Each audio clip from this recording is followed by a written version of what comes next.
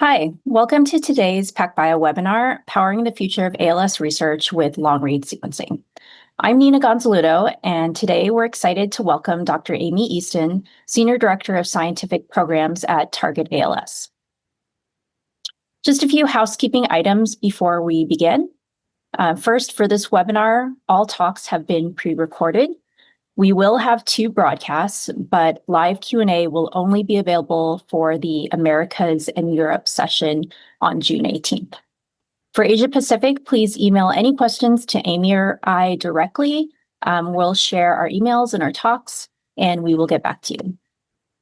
For the Americas and Europe live Q&A, please submit any questions for specific speakers in the questions module on your attendee control panel. We'll also have some PacBio literature available in the handouts module.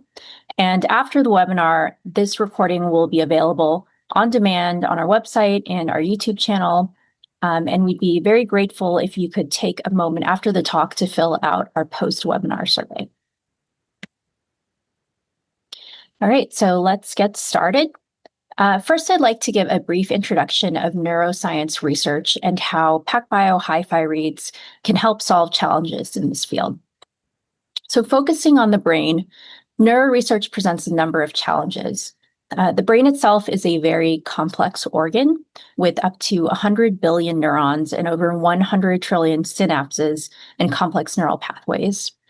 The brain contains thousands of cell types, each with unique transcriptional profiles, and is one of the organs with the highest levels of alternative splicing, which means you need accurate isoform level resolution to really understand the transcriptome.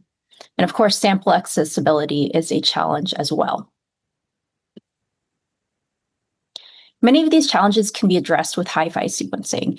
And as a quick primer for those of you who might be less familiar with how PacBio sequencing works, PacBio technology uses smart sequencing, spelled SMRT, which is carried out on what we call a smart cell, shown here at the bottom. This is a chip that contains millions of nanowells called zero-mode waveguides, or ZMWs. And in each of these ZMWs, a single molecule of DNA is sequenced. So just briefly, we start the process with high-quality double-stranded DNA. We then ligate and bind on these hairpin adapters, and then anneal primers and bind the DNA polymerase. This polymerase sits at the bottom of the ZMW, and it has strand displacing capabilities.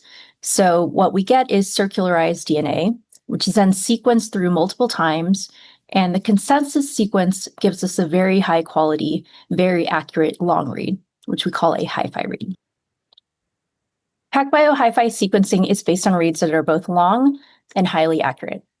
This allows us to tackle challenges in neuroscience and brain research from many angles. So with HiFi whole genome sequencing, we get comprehensive variant detection, including accurate calling of complex regions and structural variants, all with full phasing. With Kinnex kits, we get isoform level resolution of bulk or single cell sequencing to really help understand that transcriptional variation and cell type heterogeneity.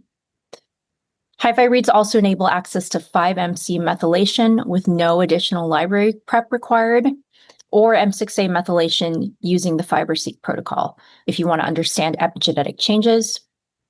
And our targeted approaches like pure target repeat expansion panels help understand tandem repeats in disease-associated genes. Last year, we also announced an update to our chemistry called SPARC, which increases the throughput of our Revio system about 33%. This yields about 140x human whole genome with less input DNA required and enables access to more sample types.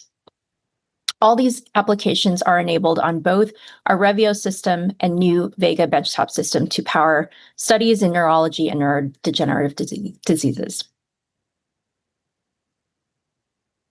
Next, I'll walk through a few examples of variation that can be called accurately by HiFi sequencing. So starting with structural variants. It's estimated that over 30% of unexplained heritability in neurodegenerative disorders stem from SVs. And this is a variant type that long reads really excel at calling. Short reads have trouble assembling or resolving large SVs in repetitive regions because of their length. But with HiFi, we can get really accurate SV calling even at lower depths, which is shown here on the right. Overall, long reads call significantly more SVs, which make up more megabases in the genome compared to short reads. So if your disease of interest is caused by an SV, you may miss it with short reads alone. So capturing SVs is really crucial for understanding disease and may help improve diagnostics or therapeutics that target these regions. And this is just an example of HiFi sequencing used to finally map a high complexity region associated with Alzheimer's disease. And this is a study that comes from Henne Holstege's group in the Netherlands.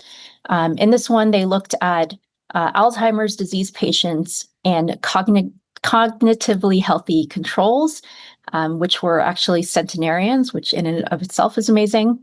And the authors ran HiFi whole genomes on the entire cohort to a median of 18x coverage. They previously had a GWAS hit in the TMEM106B locus, but they couldn't find MAPID because of its size. It was over 20 kb, and it was really complex with lots of SVs and repeats. So using HiFi, they were able to get a clear resolution of this locus. They were able to find 4 distinct haplotypes, one of which was associated with increased risk to Alzheimer's, and one was found to be protective. And these haplotypes were also characterized by methylation changes, which again are really clear and come along with sequencing HiFi data. The next type of variation I'll talk about is tandem repeat expansions. There are around 60 known inherited neurological diseases that are caused by repeat expansions. And accurately determining the exact number of repeats can be prognostic or diagnostic of the disease onset, and disease severity. There are other methods that can be used to find or size repeats, but many of these are imprecise and they can be cumbersome or labor-intensive to perform. But with HiFi sequencing, you can easily call repeats through either whole genome sequencing or targeted capture. We have a PCR amplification-free method called PureTarget, which is a kitted solution for capturing known repeats associated with neurological disease, as well as a few genes that are tested routinely in carrier screening. So with these methods, as well as with the Target or TRGT analysis tool that we have available, you can correctly size and phase expanded alleles, characterize interruption sequences at single base resolution, detect phase methylation of each allele, and even profile mosaicism. So here's an example from Claire Cleland's group at UCSF, where they're looking at the C9orf72 gene, which is associated with frontotemporal lobe dementia as well as ALS. And for this study, they were evaluating a gene editing technique to reduce the length of the repeat in this gene. And here they used HiFi sequencing to stratify patients based on the repeat size, as well as to assess the outcome of the gene editing strategy on whether or not it reduced the number of repeats. And in this case, HiFi was clearly able to accurately size and phase C9orf72. Also in the realm of ALS research, an Australian-based company called Genius, which develops a platform for studying neurodegenerative disease and supports drug development, has announced a collaboration with Duke and Temple University to leverage HiFi sequencing in a clinical trial of ALS patients, also for patient stratification. So here's just some shots of the press release. And then finally, along with germline DNA variation, HiFi sequencing is also useful for studying RNA at the isoform level as well. As I mentioned previously, the brain has over 3,000 different cell types, each with its own transcriptional profile. And using Kinnex kits with HiFi sequencing, we're able to characterize these cell types and identify known and novel transcripts produced by alternative splicing. With long reads, we can fully sequence through the entire transcript. Transcripts are usually around 1 to 2 kb in length. And this is a much more accurate method than the requirement of assembly algorithms that are used with short-read sequencing for RNA-seq. We have Kinnex kits available for both bulk full-length RNA sequencing as well as single-cell isoform sequencing. We've seen several studies of researchers who have used Kinnex for cell atlas studies. This study in particular is from Tawfiq Raj's group at Mount Sinai, and they are looking at microglia in the brain. Microglia act as innate immune cells in the brain and are linked to several neurodegenerative diseases like Alzheimer's and Parkinson's. In this study, HiFi sequencing of 30 postmortem brain samples found over 35,000 novel isoforms in microglia. And this included novel fusion isoforms in well-studied Alzheimer's genes like CD33 and TREM2. So with HiFi sequencing, we're identifying never-before-seen isoforms that may be associated with disease. To wrap up, PacBio HiFi sequencing has been used in a number of studies to help better understand neurobiology and disease. We're excited to help support you in your research, and we're looking forward to enabling more studies such as these or the Target ALS study that Amy will describe next. Please visit us at pacb.com or feel free to shoot me an email with any questions. Next, I'd like to introduce Amy Easton. Amy is a leading expert in neuroscience research with a successful career in both academia and industry, and her focus is on finding treatments for neurodegenerative diseases, particularly Alzheimer's and ALS. Amy has led drug discovery programs at major pharmaceutical companies like BMS and Genentech, and in her current role as Senior Director of Scientific Programs at Target ALS, Amy leverages her expertise to oversee scientific programs crucial for finding effective new treatments for ALS. I will hand it over now to Amy. Thank you. Great. Thanks, Nina, for that really great introduction. I'm Amy Easton, Senior Director of Scientific Programs from Target ALS, and I'm really thrilled to be here today to share with you how we're working with PacBio HiFi sequencing to break down barriers to ALS research. So ALS, first of all, is amyotrophic lateral sclerosis. And ALS is characterized by motor neuron degeneration in the brain and spinal cord that leads to progressive loss of voluntary muscle movement throughout the body. So even though this is a rare disease, we estimate about 400,000 people globally are impacted by ALS, and 1 in 400 people have a lifetime risk of developing ALS. The average age of disease onset is about 55, but in many cases, disease can affect people much younger, even in their 20s. And once diagnosed, the average life expectancy can be as short as 2 to 5 years. So there are, at the moment, only 3 approved treatments, and they have limited effectiveness or limited application. And if you look beyond the borders of the US, even fewer people around the world lack access to current treatments and opportunities to participate in clinical trials. So despite scientific progress, this remains a fatal disease. And Target ALS is on a mission to change this story. And our strategy is really based on removing those barriers that slow us down so that we can accelerate research for the development of new effective therapies. So Target ALS is a nonprofit organization that was founded in 2013 by Dan Doctoroff, who has ALS and for whom ALS runs in his family. Our focus is to advance high-quality preclinical research that leads to development of novel therapeutics so that we can realize a world where everyone with ALS lives. And we do this by following a set of guiding principles. We insist that collaborative research is key to accelerating progress, and this is borne out in our model of funding multidisciplinary consortia. We ensure researchers receive a fair grant review through the use of an independent review committee. We provide critical resources and tools without claiming IP generated from these resources. We bring together all contingents from VCs to nonprofits to network and openly share new data. And finally, we engage industry at every level of research. So as I mentioned, one of our key areas of interest is fostering industry academic collaborations in particular. These kinds of collaborations have really been transformative.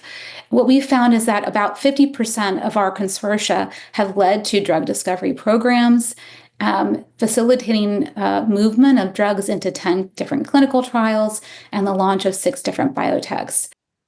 Having seen success with our funding our collaborative consortia, Dan launched a large capital campaign, which resulted in more than $250 million in donor funds that we're bringing to bear on a 10-year goal to bring in new research into the field of ALS, ultimately to deliver high-quality therapeutics to clinic and the development of one biomarker toolkit.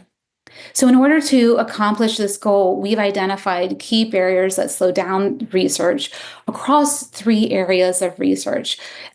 Just studying the basic disease biology, research to support drug discovery, and biomarker discovery.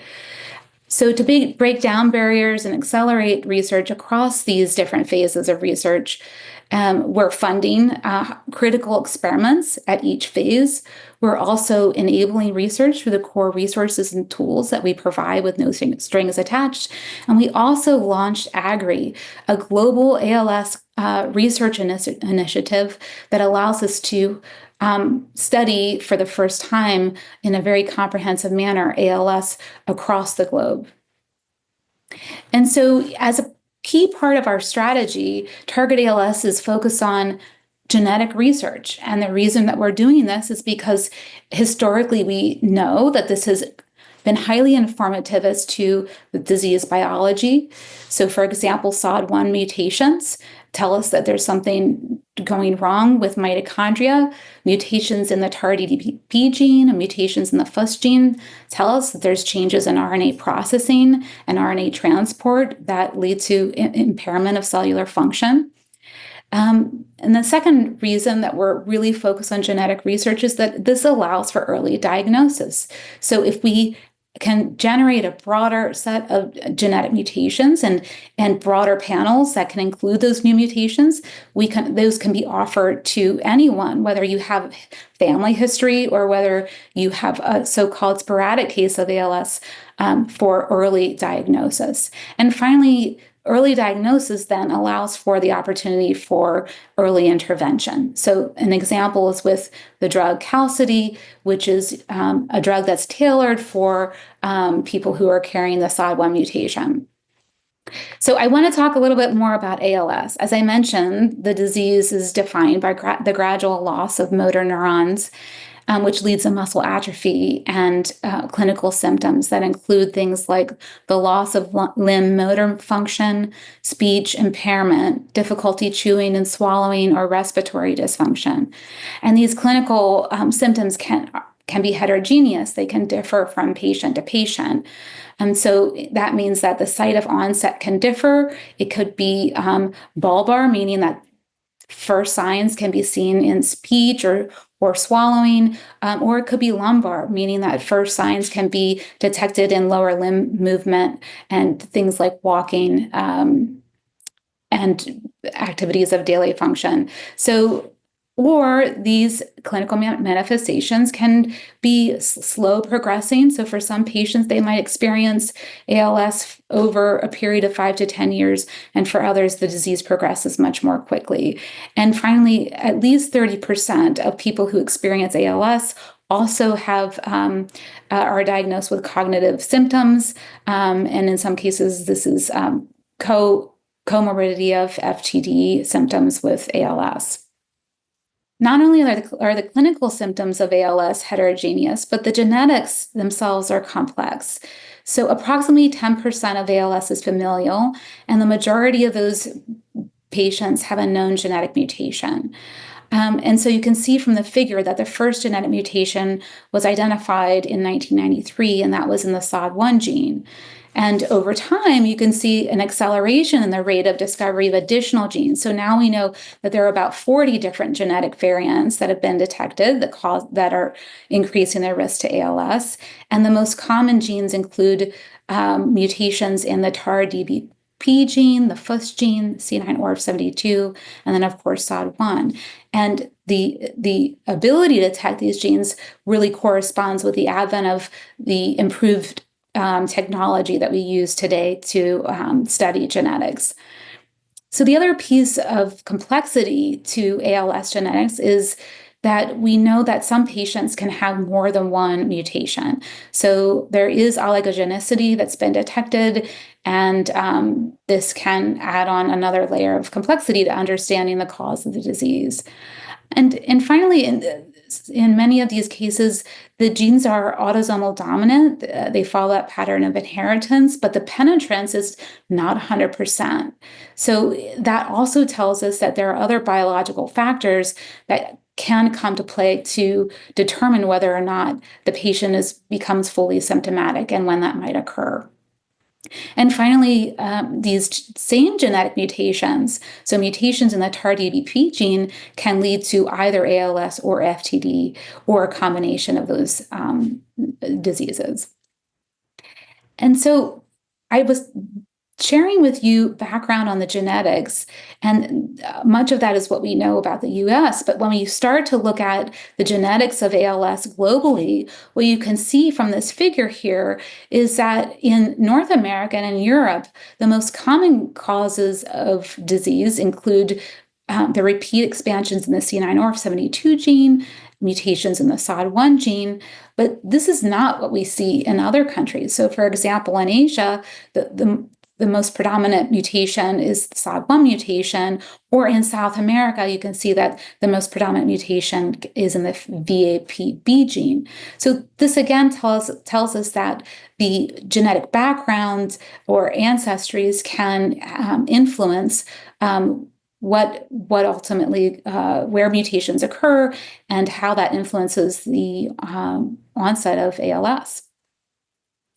And so switching to the so-called sporadic forms of ALS, where the cause is essentially unknown, this represents about 90% of all ALS patients. But we know from twin studies and parent-child pairing studies that the estimated heritability of ALS is about 40 to 60%. So again, this tells us that there's a large number of genes that are yet to be identified that might explain ALS in this so-called sporadic population. In addition, the epidemiology of ALS is not well understood, but there are risk factors that may come to play and may also interact with genetic risk factors. And those can be things like age, environmental toxins, smoking, or military history. So in sum, we believe that we're missing a lot of potential genetic risk factors and also protective genetic factors that we can identify by doing deeper genomic profiling of people living with ALS.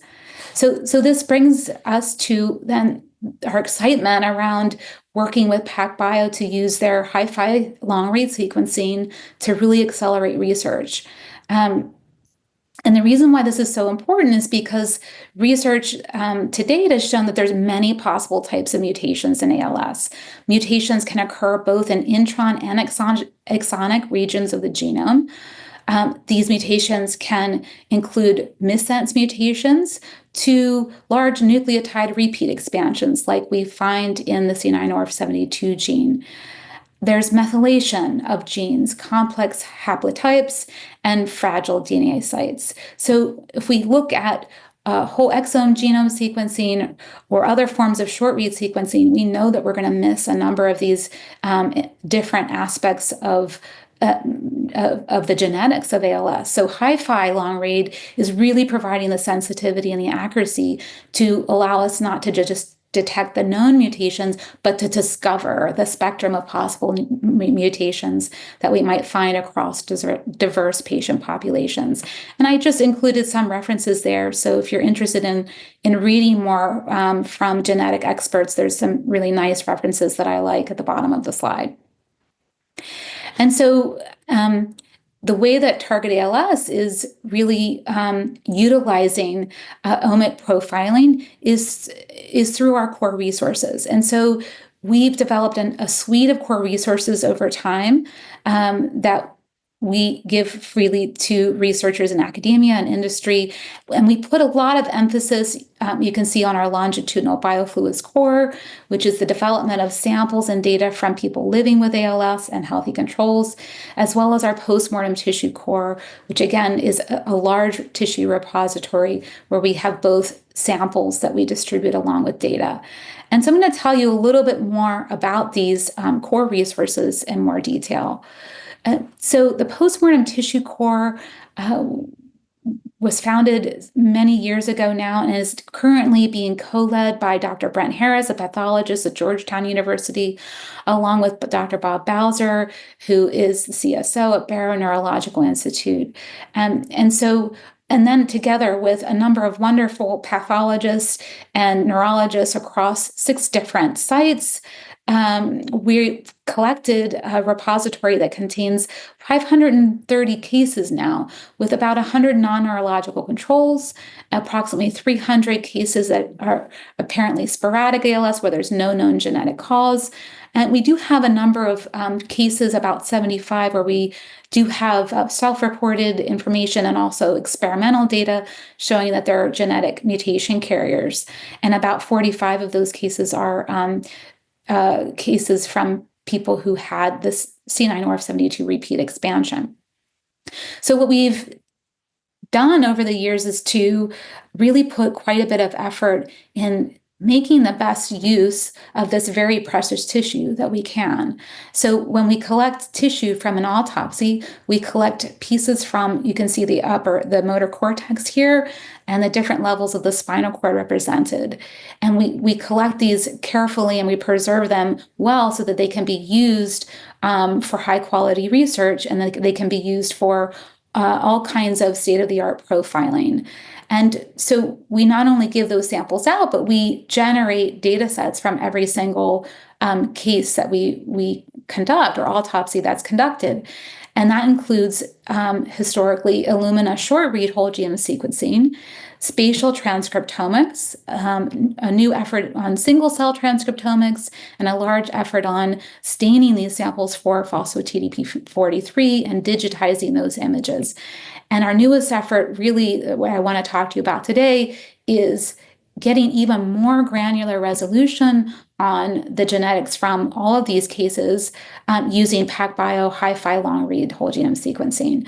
So we've started to do this, and we're really excited to apply this to cases where there was a familial history, but no known genetic mutation, as well as to some of our other mutation carriers like our C9orf72 repeat expansion carriers. And so I'm going to tell you a little bit more about that in the next few slides. But first, I just want to share with you one of our newer initiatives where we're applying PacBio HiFi long read. So this is our ALS Global Research Initiative. And I included the website, so if you want to take a look and learn more, you can go to the website, targetals.org at AGRI. And this is really designed to have a comprehensive evaluation of people with ALS wherever you are in the world. And so there are 2 different arms to the study. One is a global natural history study that asks people living with ALS or healthy controls to come into clinic every 4 months for a period of 16 to 18 months. So we're collecting longitudinal data, comprehensive clinical data sets, and we're also collecting samples. We collect blood and CSF and urine, and we store these in our repository. And so what this allows us to do is to have a very detailed longitudinal assessment of people living with ALS, and allows us to generate data and pair that with the samples from the study to facilitate biomarker research. So for example, to facilitate research that helps us understand the heterogeneity of the disease. Why is it that some patients are progressing slowly? Why are some progressing quickly? And what are the biomarkers related to that? And what are the genetic causes that relate to those different clinical outcomes? So complementary to that in-clinic study is an in-community pop-up clinic event that we just launched in 2024. And this was really meant to do outreach to the different communities who may have trouble getting into clinic. They live too far. Maybe there's a language barrier, or just lack of education about why research is important. So we're going out into communities to offer them a very simple way to participate in research. And we're collecting one-time blood sample where we're running PacBio HiFi sequencing, and we're getting a few other key pieces of data, including environmental surveys and an ALS FRS, so that we can further discover new mutations that are related to people of all ethnicities and races. So where we are, the status of our natural history study today is that we have 229 participants enrolled, 84 are healthy controls, and 145 are people living with ALS. And our goal over the next 4 years is to really get to 800 ALS participants, if not more, and 200 controls.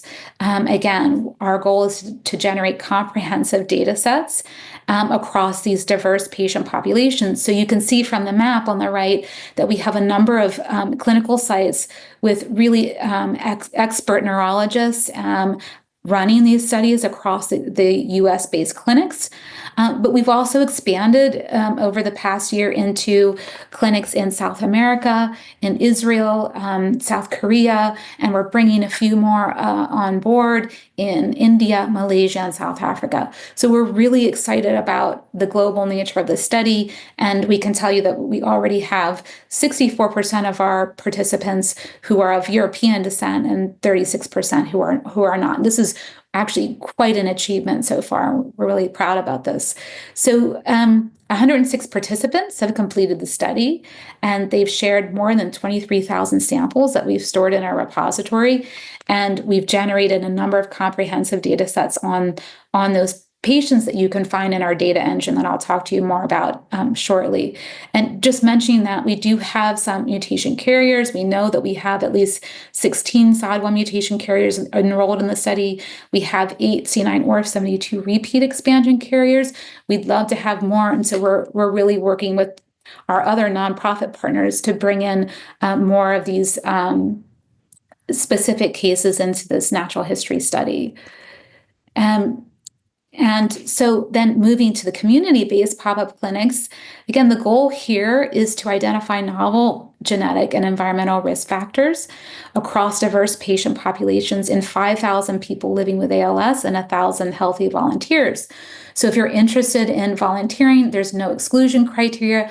Any person living with ALS or healthy individual can participate. We are hosting these pop-up events first in the US. We're planning to partner with other organizations to host international events as well.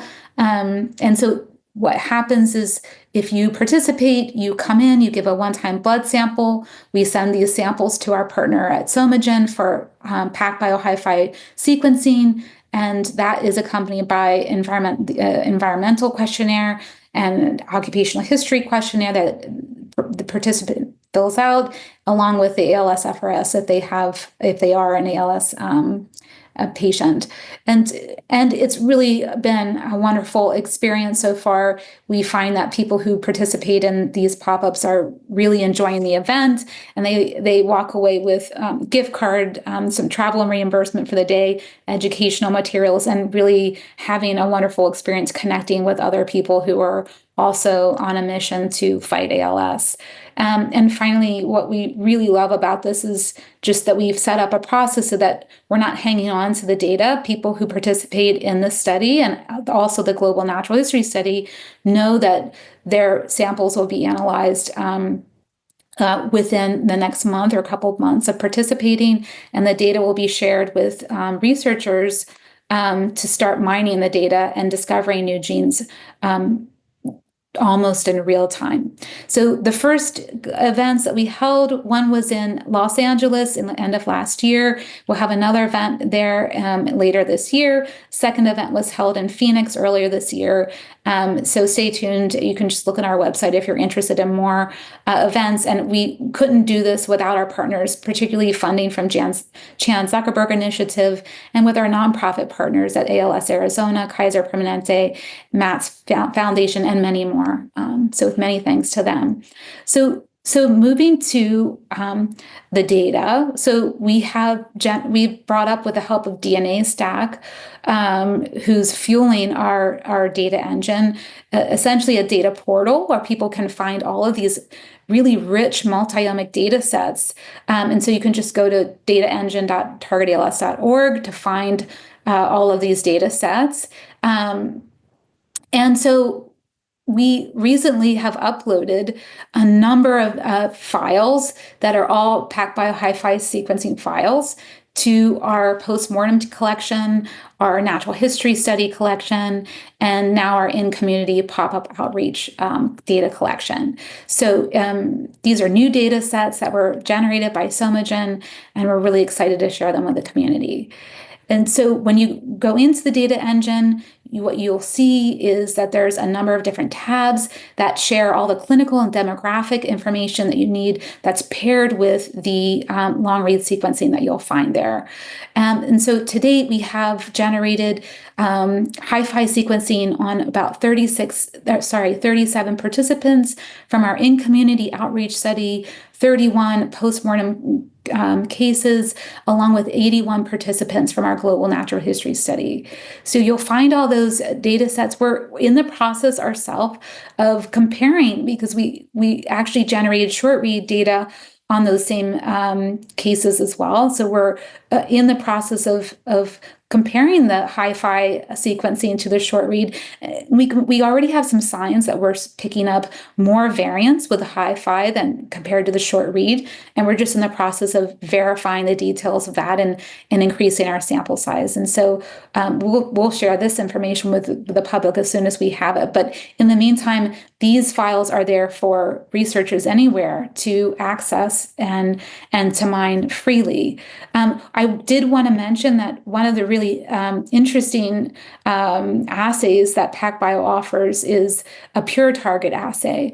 And so this is something that, certainly is of interest to us, and I'm sure will be of interest to others. I think to measure the C9orf72 repeat expansions, given that they can be different lengths. They can range from 100 nucleotides to more than 1,000 nucleotides in length. And this is really thanks to Claire Clelland's lab and for spearheading the development of some of these assays that are highly sensitive for C9 pathology. And so once you access these files, you can either download them into your own workspace if you wish, or you can work with them very easily in Verily Workbench. So when you sign up for DNA Stack and you create a password, you automatically receive access to Verily Workbench. And that allows you to do things like store and manage those long read files. They're already in linked buckets, so you don't need to move anything there. You can access all of the Target ALS data sets directly through the buckets that are in Workbench. You can use Workbench to launch workflows like alignment and variant calling, and you can use Workbench to do your notebooking or to visualize some of the data you're working with. So if you want to learn more, there are manuals and also tutorials, video tutorials on the Target ALS data engine site. So finally, just to wrap up, we're really excited about this mission that's partnered with PacBio to really accelerate research for ALS.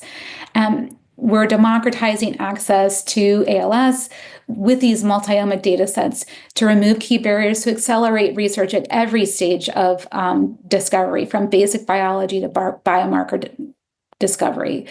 We're sharing human samples and we're combining that with a HiFi long-read sequencing as a powerful way to accelerate identification of novel risk factors and allow researchers to validate those new therapeutic targets and biomarkers in those samples.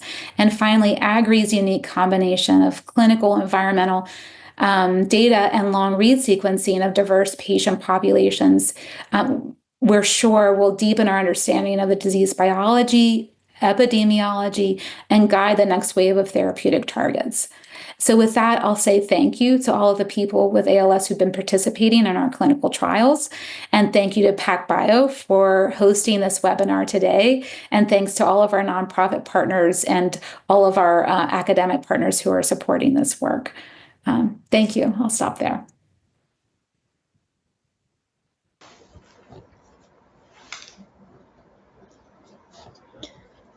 Hi, Amy. Hi, Nina. Great. Thanks so much for sharing that really fantastic resource. Just have a few questions. We have plenty of time for questions. Please, if you have any questions, submit them in the questions module. It's just underneath the chat option, and we will get to them. So a few to start out. Can you talk about the whole genome HiFi data that's in the data set? What is it? What is it sequenced to? And then I guess I can add to that, you also mentioned pure target. Do you have more solid plans to incorporate that later?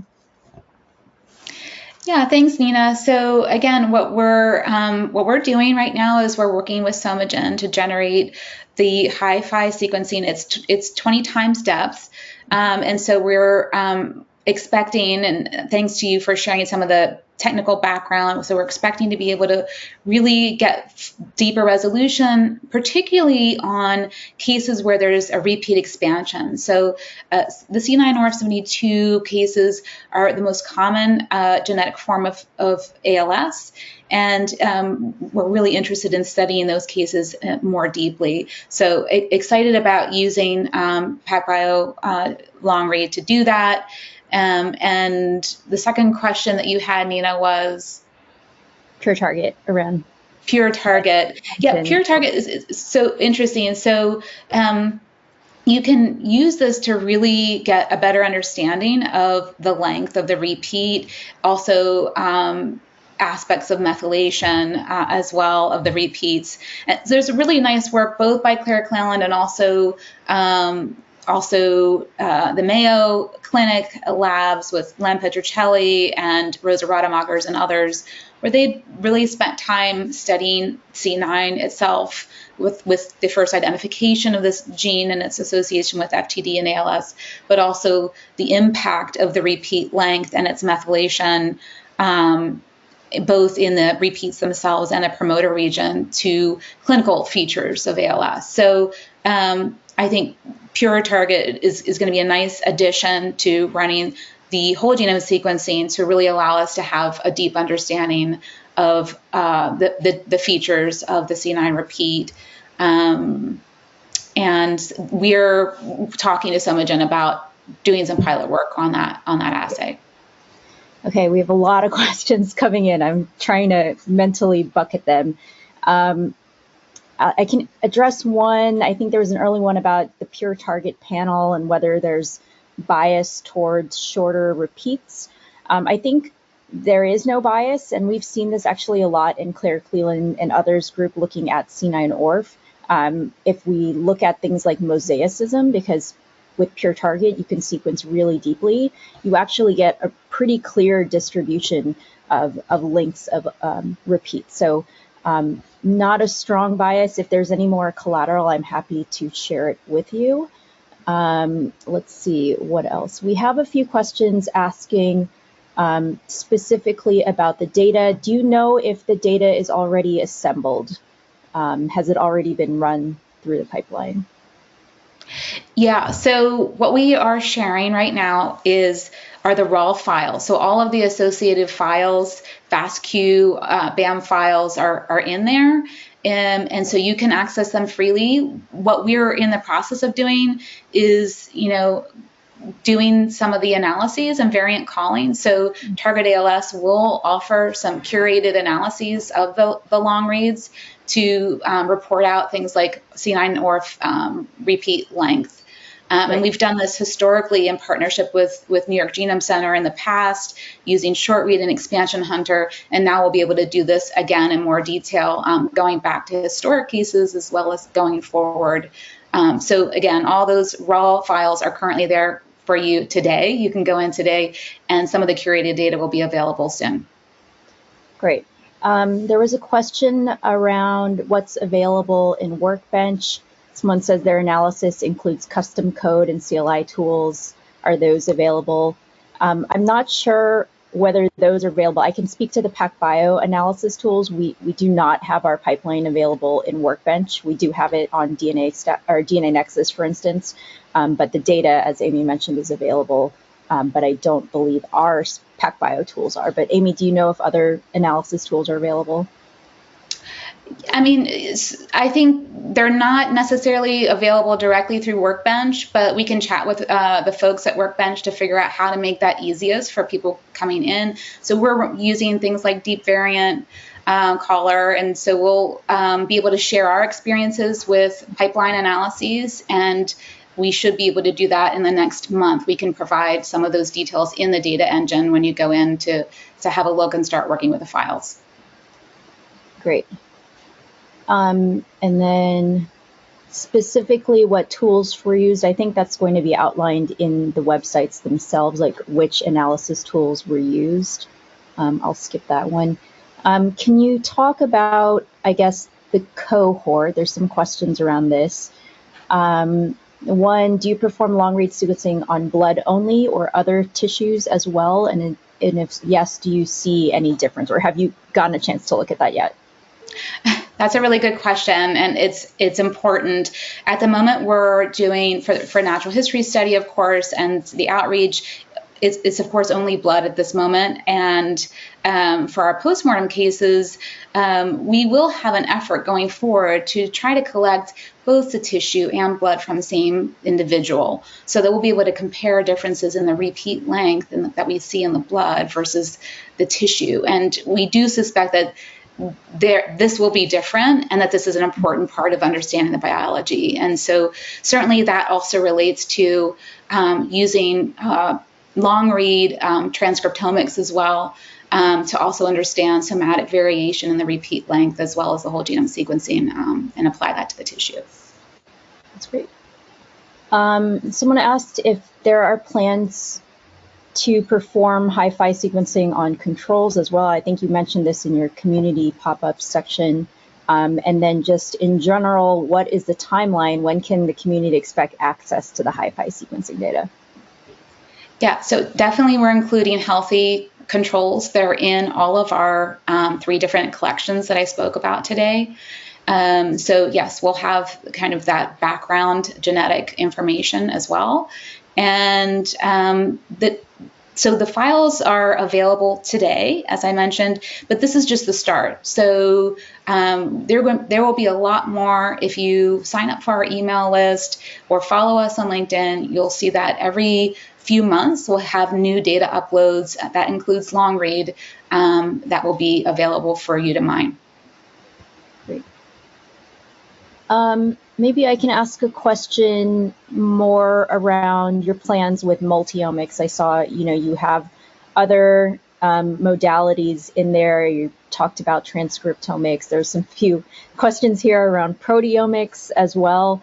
And your slide showed that you had around 40 to 60% heritability. So obviously there's something missing. Is this kind of where the field is moving? You've been in this field for a long time. Are we exhausting DNA, what we can find with DNA? I mean, once you add the HiFi sequencing, but can you discuss your plans to move?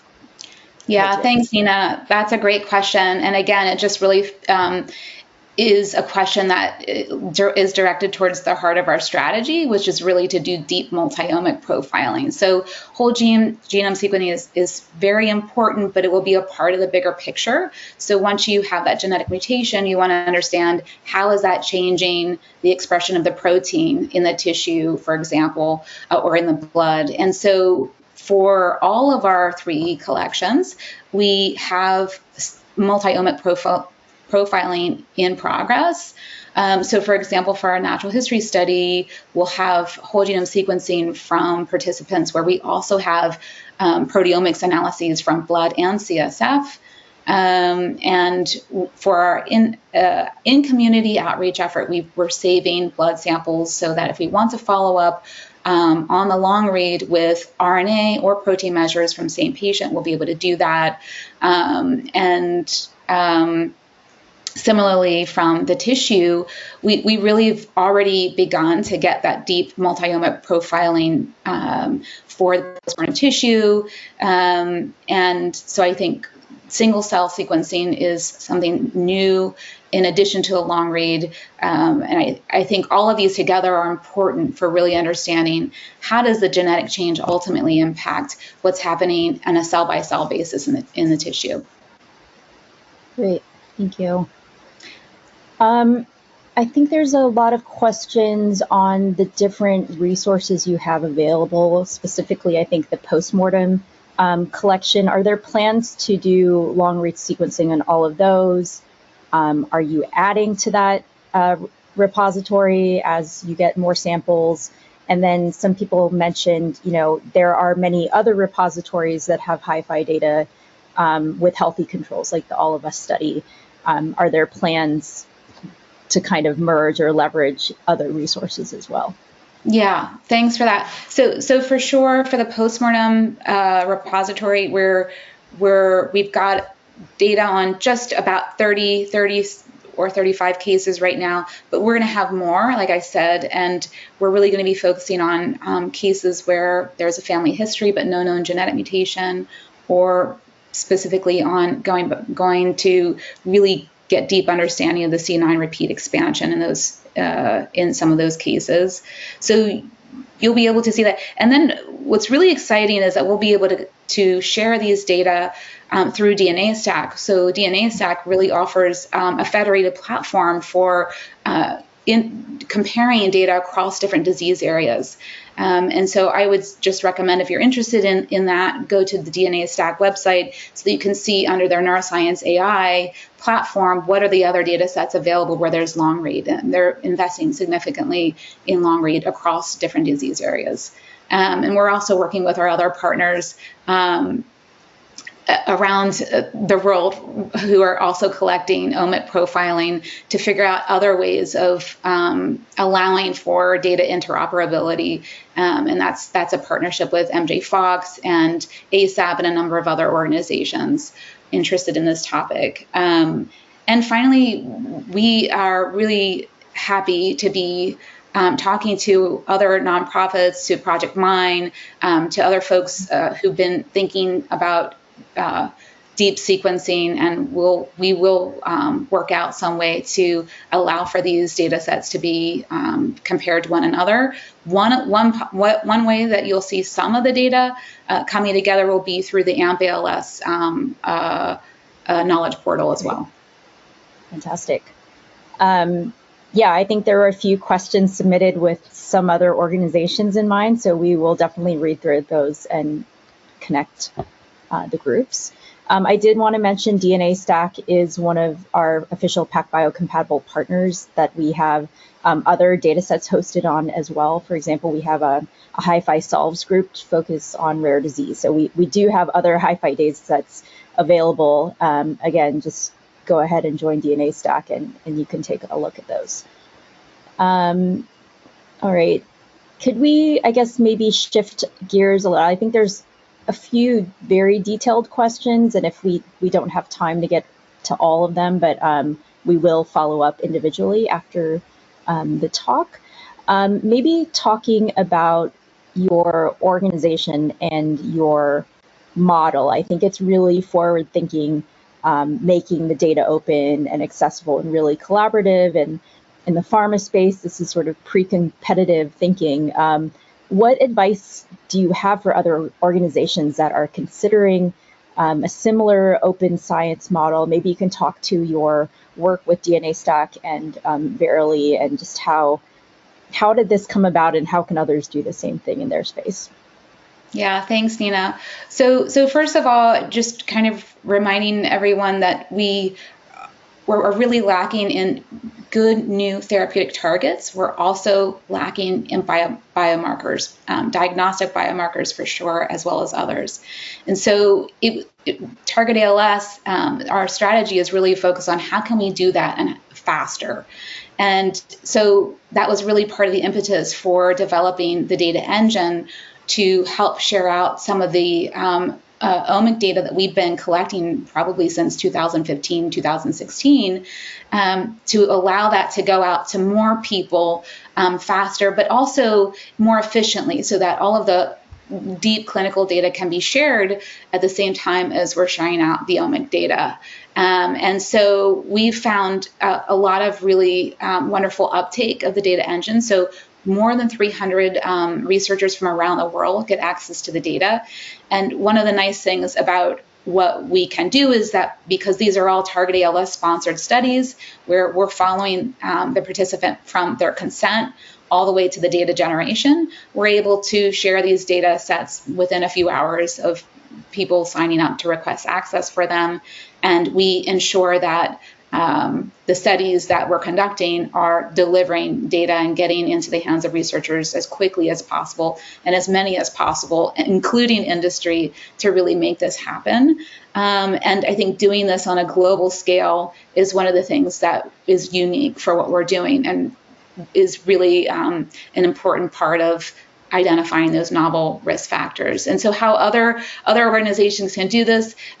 So some folks have already started to do this. So Answer ALS has their own database, and AMP-ALS is starting to bring up their knowledge portal. Project Mine has a portal, but these are this is kind of a work in progress. And I think each of us is very interested in the same goal, and we're talking to each other about how we can collaborate more. And there are a number of nonprofits who are also, like I mentioned, working with us to figure out how we can make the data sets easily interoperable. So, and part of that may be through Verily's Workbench. That will be one avenue. And we're looking into other platforms and ways to do that. So I think we all have a common goal. I think what is really nice about Target ALS is that we're really centralizing a lot of this omic data, particularly the long read. And I think it will be an easy place for people to go to once to get the long read data they're looking for. Great. Thanks, Amy. There was a few questions on just kind of logistics, where to get HiFi done, pricing, things like that. I will go ahead and follow up with you offline around that. I guess, Amy, there might be some people who are here who are patients or patient advocates and are asking, how can they be part of this study? Can you talk more about the upcoming community pop-up clinics, how people can stay informed and potentially get access to sequencing for themselves or for other ALS patients? Absolutely. So we always put out announcements about our events through Facebook, LinkedIn, and Twitter. We also will announce these on our website. So please go to targetals.org to find out more about AGRI and where and when those events will be, or whether you might be interested in going to a clinic. If you want to participate in the longitudinal study, there may be a clinic near you as well. Or please feel free to reach out to me directly. My email's on the website. And so, yeah, this is very exciting. We're really encouraging people to participate. And what we do, just to be clear, is that we're generating research-grade clinical whole genome sequencing data. So the data doesn't necessarily go back to the participant directly, but you can see that the data is aggregated in the data engine and allows for efficient identification of new markers that can be hopefully implemented in the future into clinical panels that can be used for everyone. Perfect. Thanks, Amy. So I think with that, we're going to wrap up. Again, there are still a few questions left, so I apologize if I didn't get to you. They are kind of very specific, so we'll make sure that we follow up offline. So thank you very much, Amy. That was really, really informative, and it's great to host you here. Thanks, Nina. I appreciate it. Thanks Have a all great for- day.